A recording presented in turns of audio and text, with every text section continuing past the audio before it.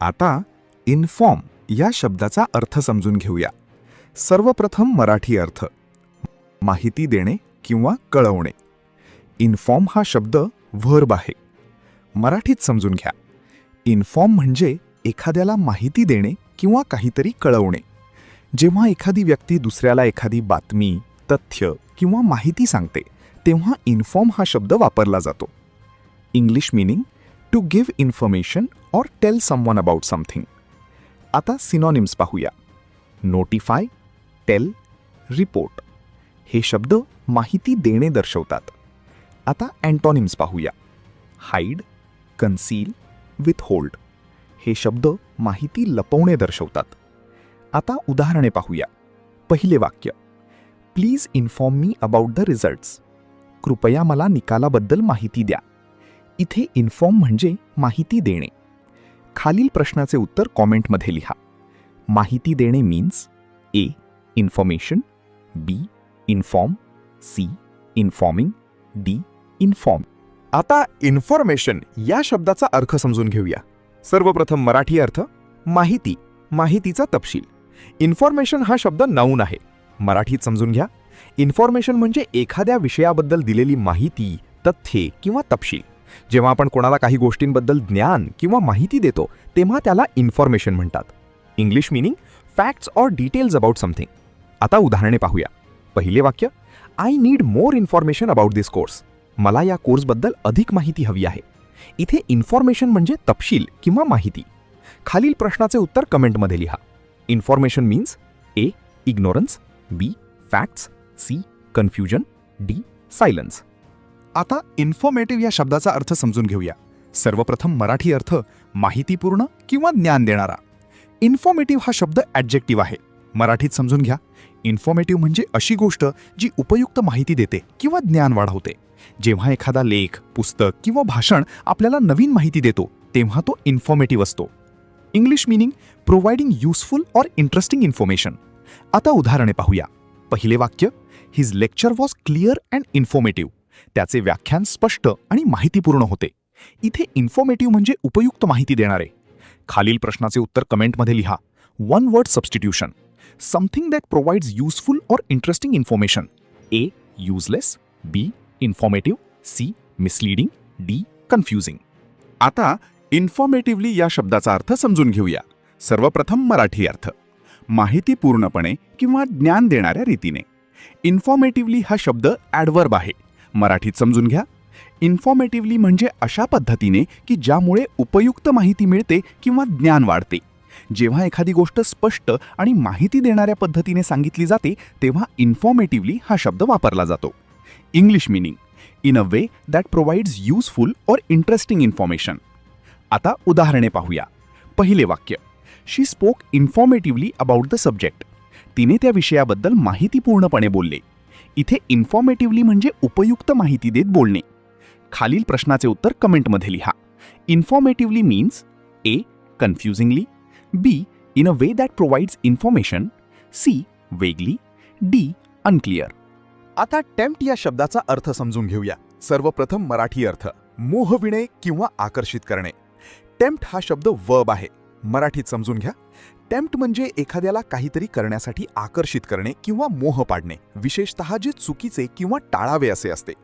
जेव्हा एखादी गोष्ट खूप आकर्षक वाटते आणि ती करण्याची इच्छा निर्माण होते तेव्हा टेम्प्ट हा शब्द वापरला जातो. English meaning to attract or persuade someone to do something, often something wrong or unwise. आता सिनॉनिम्स पाहूया. अट्रॅक्ट, ल्युअर, एंटाईस हे शब्द आकर्षित करणे किंवा मोह पाडणे दर्शवतात. आता अँटॉनिम्स पाहूया. डिटर, डिस्करेज, रिपेल हे शब्द दूर ठेवणे किंवा परावृत्त करणे दर्शवतात. आता उदाहरणे पाहूया. पहिले वाक्य, the smell of food tempted him to eat more. अन्नाच्या सुगंधामुळे त्याला अधिक खाण्याचा मोह झाला. इथे टेम्प्ट म्हणजे आकर्षित करणे. खालील प्रश्नाचे उत्तर कमेंटमध्ये लिहा. Tempt means A. Discourage, B. Attract, C. Avoid, D. Stop. आता टेम्पटेशन या शब्दाचा अर्थ समजून घेऊया. सर्वप्रथम मराठी अर्थ मोह किंवा आकर्षण. टेम्पटेशन हा शब्द नाऊन आहे. मराठीत समजून घ्या. टेम्पटेशन म्हणजे एखादी गोष्ट करण्याची तीव्र इच्छा किंवा मोह, विशेषतः जी गोष्ट चुकीची किंवा टाळावी अशी असते. जेव्हा एखादी गोष्ट खूप आकर्षक वाटते आणि ती करण्याची इच्छा निर्माण होते तेव्हा त्याला टेम्पटेशन म्हणतात. English meaning a strong desire to do something, especially something wrong or unwise. आता उदाहरणे पाहूया. पहिले वाक्य, he couldn't resist the temptation of sweets. तो गोड पदार्थांच्या मोहाला आवर घालू शकला नाही. इथे टेम्पटेशन म्हणजे आकर्षण किंवा इच्छा. खालील प्रश्नाचे उत्तर कमेंटमध्ये लिहा. Temptation means A disinterest, B strong desire, C resistance, D avoidance. आता टेम्पटिंग या शब्दाचा अर्थ समजून घेऊया. सर्वप्रथम मराठी अर्थ मोहक किंवा आकर्षक. टेम्पटिंग हा शब्द ॲडजेक्टिव्ह आहे. मराठीत समजून घ्या. टेम्पटिंग म्हणजे अशी गोष्ट जी खूप आकर्षक वाटते आणि काहीतरी करण्याचा मोह निर्माण करते. जेव्हा एखादी गोष्ट इतकी आकर्षक असते की ती करण्याची इच्छा होते तेव्हा ती टेम्पटिंग असते. English meaning attractive in a way that makes you want to have or do something. आता उदाहरणे पाहूया. पहिले वाक्य, the cake looks very tempting. Cake खूप मोहक दिसत आहे. इथे टेम्पटिंग म्हणजे आकर्षक वाटणारा. खालील प्रश्नाचे उत्तर कमेंटमध्ये लिहा. मोहक means A tempt, B temptation, C tempting, D tempted. कधी तुम्हाला असे वाटते का की एखादी व्यक्ती मुद्द्याशी संबंधित न बोलता वेगळ्याच विषयावर बोलत आहे? चला पाहूया इंग्रजीत त्यासाठी इडियम कोणती आहे. आता आपण बिसाइड द मार्क हा वाक्प्रचार समजून घेऊया. English meaning not relevant, not related to the main point. Marathi meaning मुद्द्याशी संबंधित नसलेले, अप्रासंगिक. स्पष्टीकरण, जेव्हा एखादी व्यक्ती मुख्य विषयापासून दूर जाऊन असंबंधित गोष्टी बोलते तेव्हा बिसाइड द मार्क ही इडियम वापरतात. Sentence 1, his answer was beside the mark. अर्थ, त्याचे उत्तर मुद्द्याशी संबंधित नव्हते. स्पष्टीकरण, त्याने योग्य विषयावर उत्तर दिले नाही म्हणून इडियम योग्य ठरते. Sentence 2, your comment is beside the mark in this discussion. अर्थ, या चर्चेत तुमची टिप्पणी अप्रासंगिक आहे. स्पष्टीकरण, मुख्य विषयाशी संबंध नसल्यामुळे इडियम वापरली आहे. Exam tip, beside the mark म्हणजे अप्रासंगिक. अर्थ, नॉट रेलेव्हंट. स्पर्धा परीक्षेत विचारला जाऊ शकणारा प्रश्न. Choose the correct meaning of beside the mark.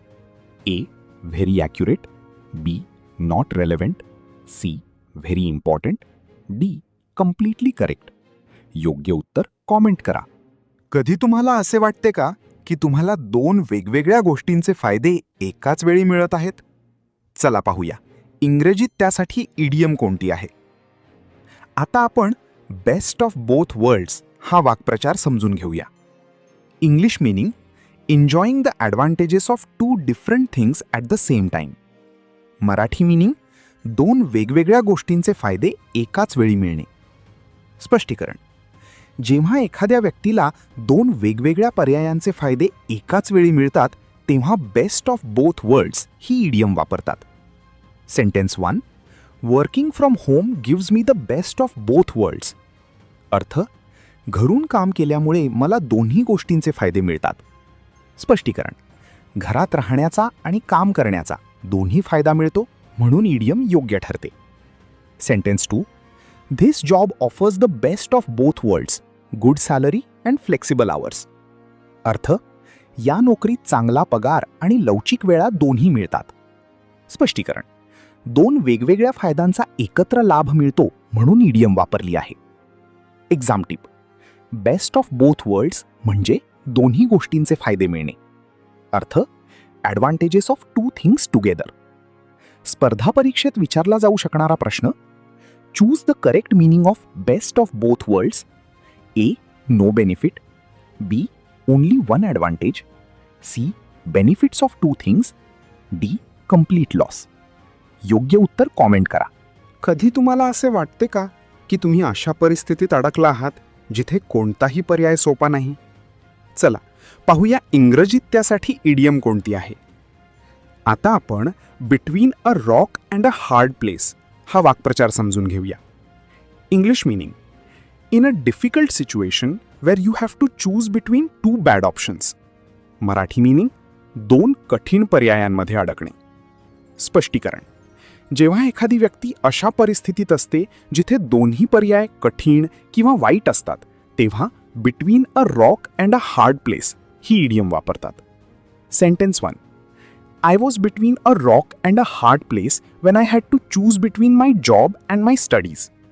अर्थ, नोकरी आणि अभ्यास यामध्ये निवड करताना मी खूप कठीण परिस्थितीत होतो. स्पष्टीकरण, दोन्ही पर्याय महत्त्वाचे होते, त्यामुळे निर्णय कठीण होता म्हणून इडियम योग्य ठरते. Sentence 2. She found herself between a rock and a hard place during the crisis. अर्थ, संकटाच्या वेळी ती खूप कठीण परिस्थितीत अडकली होती. स्पष्टीकरण, कोणताही सोपा पर्याय नव्हता म्हणून इडियम वापरली आहे. Exam tip.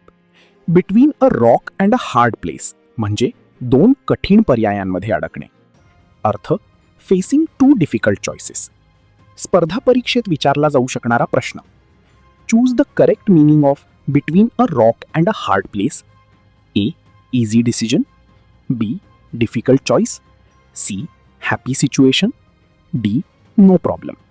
योग्य उत्तर कमेंट करा.